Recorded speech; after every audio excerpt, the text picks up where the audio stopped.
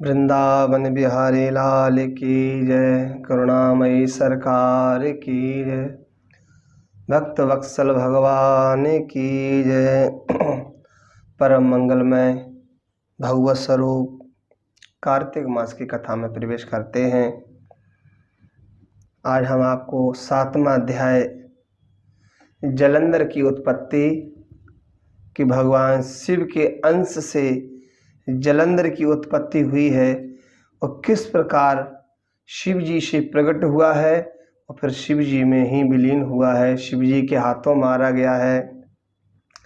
श्री सौनक ऋषि कहते हैं कि हे सूत जी से कहने लगे, सूत जी कार्तिक तथा तुलसी का महात्म कृपा करके कहिए।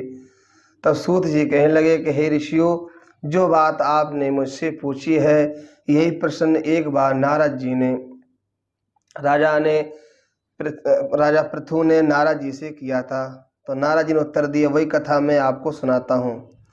एक समय राजा पृथु नारद जी से कहने लगे, नारद जी भगवान को तुलसी इतनी प्रिय क्यों है, इसका महात्म कार्तिक का महात्म इतिहास कहिए। तब नारद जी कहने लगे, हे पृथु मैं सब कथा इतिहास सहित कहता हूँ, तुम ध्यान पूर्वक सुनो, सावधान पूर्वक सुनो। एक समय राजा इंद्र बहुत से देवताओं को और अप्सराओं को लेकर के भगवान शिव के दर्शन के लिए कैलाश पर्वत पर गए, लेकिन वहाँ शिव जी के दर्शन नहीं हुए उनको। तो शिव जी के दर्शन नहीं हुए तब एक बड़ा भारी आकार वाले भयंकर नेत्र वाले पुरुष को देखा। इंद्र ने पूछा, अरे तू कौन है भाई, और भोले बाबा शिव जी कहाँ पर हैं? परंतु वह बार बार पूछने पर कुछ नहीं बोला।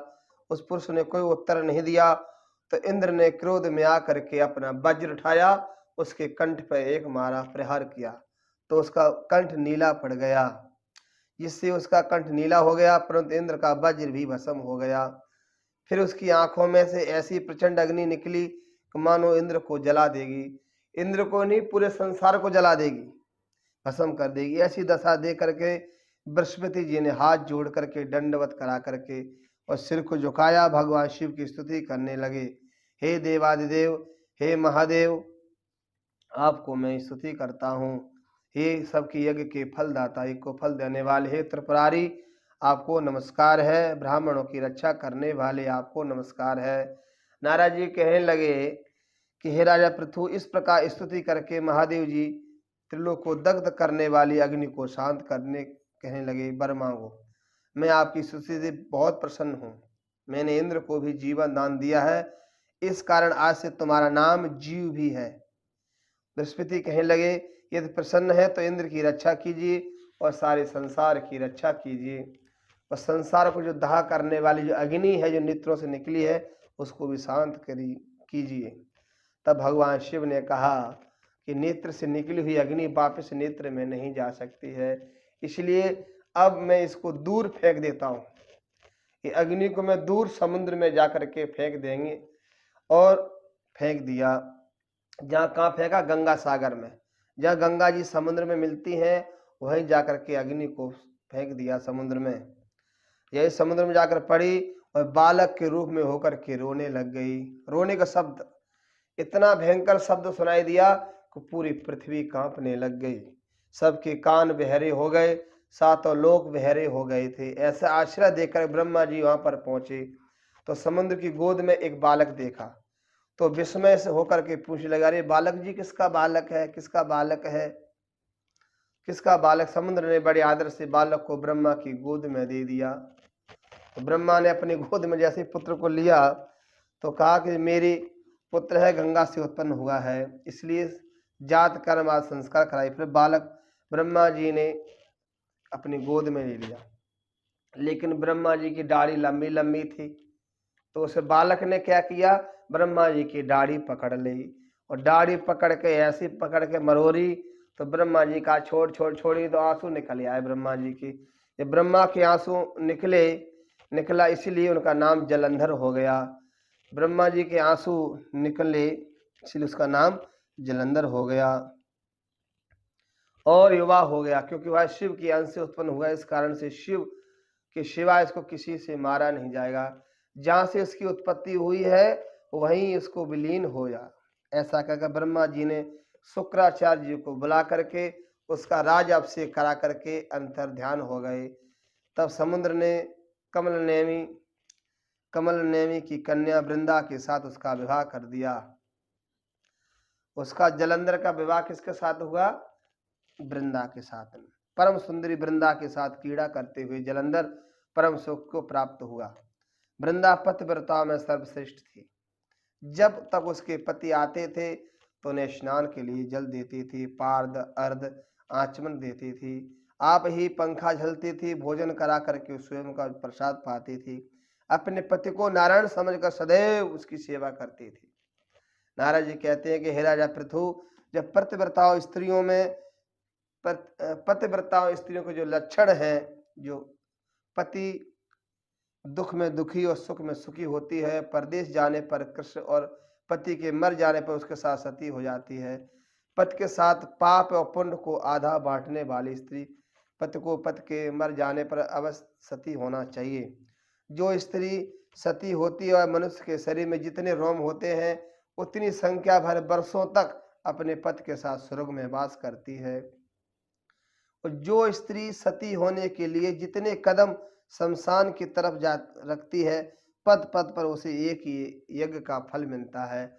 माता पिता और पति के कुल को पवित्र कर देती है। जैसे सपेरा सांप को पकड़कर बिल के बाहर निकाल देता है, इसी प्रकार वैसे ही सती अपने पति को नरक से बाहर निकालकर स्वर्ग में पहुंचा देती है। पतिव्रता स्त्रियों को अपने पति के साथ सती होना उनका परम धर्म है। तब नारद जी राजा पृथु से कहने लगे कि देवताओं के डर से दैत्य पाताल से भाग गए थे। वे जलंधर के आश्रय से निर्भय होकर पृथ्वी पर घूमने लगे। इसी समय जलंधर ने कटे सिर वाले राहु को देखा जो भगवान ने उसका सुदर्शन से सिर काट दिया था। तो देखा, शुक्राचार्य जी से इसका कारण पूछा तो शुक्राचार्य जी ने सब बता दिया। महाराज, जब समुद्र मंथन हुआ था उसमें से अमृत निकला था, वो अमृत भगवान विष्णु ने मोहिनी अवतार लेकर के देवताओं को पिला दिया, असुरों को कुछ अमृत नहीं पिलाया। और एक सुरभानु नाम का एक असुर था, वो जाकर के देवताओं की पंक्ति में बैठ गया, उसने भी अमृत पी लिया। तो भगवान ने अपने सुदर्शन से उसका सिर काट दिया है। इसलिए दो होगा, राहु और केतु हो गए हैं। सारी घटना बताई देवताओं द्वारा, और उसमें जो भी रत्न निकले सब देवताओं को दे दिए गए हैं। राजा की सब कथा सुनाई। इस प्रकार अपने पिता का मरण और दैत्यों का अनादर सुन जलंधर क्रोध के मारे बहुत गुस्सा हुआ। एक घसमर नाम का एक दूत उसने इंद्र के पास भेजा। दूत जल्दी जाओ और इंद्र की सुधर्मा सभा में जाकर के अभिमान पूर्वक इंद्र को नमस्कार भी न करके कहने लगा, दैत्यपति जलंधर ने मुझको भेजा है और कुछ उसने कहा तो सुनो। तुमने हमारे पिता का मंथन करके उसे जो रत्न लिए हैं उन पर हमारा अधिकार है। जितने भी समुद्र में से जो रत्न निकले थे वो मुझे वापस कर दो। और ऐसे वचन सुन करके इंद्र विस्मय हो गए, भय से कहने लगे कि समुद्र सदैव हमारे शत्रुओं को दानव की रक्षा करता रहा, इसलिए हमें उसे रत्न मिले हैं। इस तरह समुद्र के एक पुत्र था शंकासुर को विष्णु ने मार दिया है। समुद्र मंथन में सब प्रकार का तू जाकर के अपने स्वामी को सुना दिया। नारद जी कहने लगे कि दूत ने यह सब समाचार जलंधर को जाकर सुनाए। तब जलंधर ने क्रोध के मारे भरकर देवताओं को जीवने का उपाय सोचने लगे कि क्या करना चाहिए। उसने सब दिशाओं तथा पाताल को दैत्यों को बुला करके शुंभ निशुंभ आदि को अपना सेनापति बना करके करोड़ों दैत्यों को इकट्ठा किया और स्वर्ग में नंदन बन जा इंद्र की अमरावती को घेर लिया। चलो स्वर्ग पर चढ़ाई कर दी, जा करके इंद्र को घेर लिया। अब देवता भी युद्ध के लिए बाहर निकले। अनेक अस्त्र शस्त्र लेकर के देवता दैत्यों में युद्ध होने लगा। वे सब एक दूसरे को मार मार कर गिराने लगे, एक दूसरे को मार रहे हैं। सब तरफ रुद्र बह रहा, खून की नदियां बह रही हैं। हाथी घोड़े पृथ्वी ऐसी शोभित हो रही जैसे मानो मेघों की घटाओं से संध्या है। इस युद्ध में मरे हुए दैत्य को शुक्राचार्य अपनी मृत संजीवनी विद्या से जला देते हैं। शुक्राचार्य महाराज दैत्यों के गुरु हैं, इसलिए वो मृत संजीवनी विद्या से उनको जीवित कर देते हैं।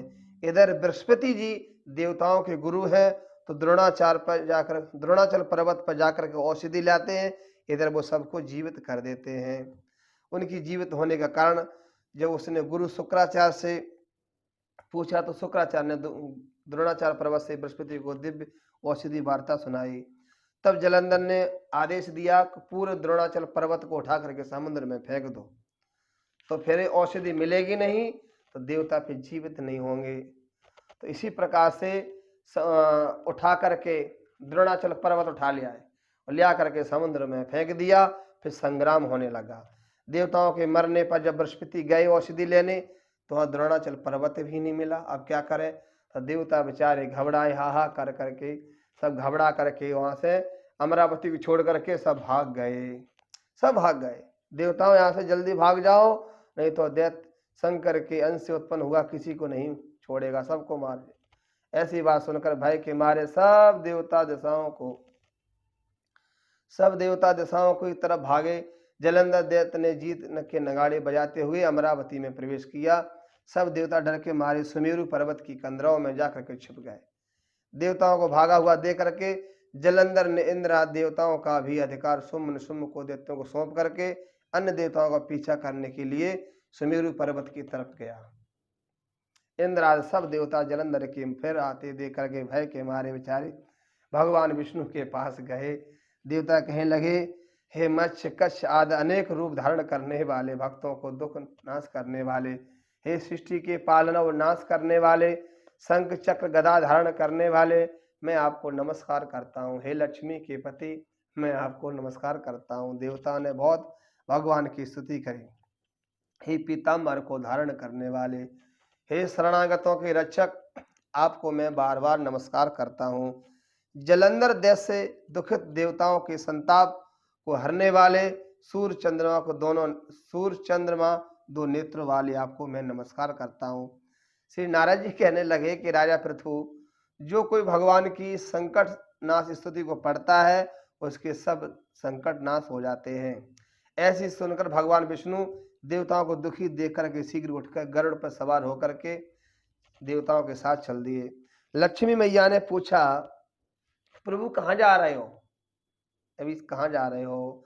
भगवान ने उत्तर दिया, हे रमा, हे लक्ष्मी, तुम्हारे भाई जलंधर से पीड़ित देवताओं की सहायता के निमित्त में दैत्यों के युद्ध करने जा रहा हूँ।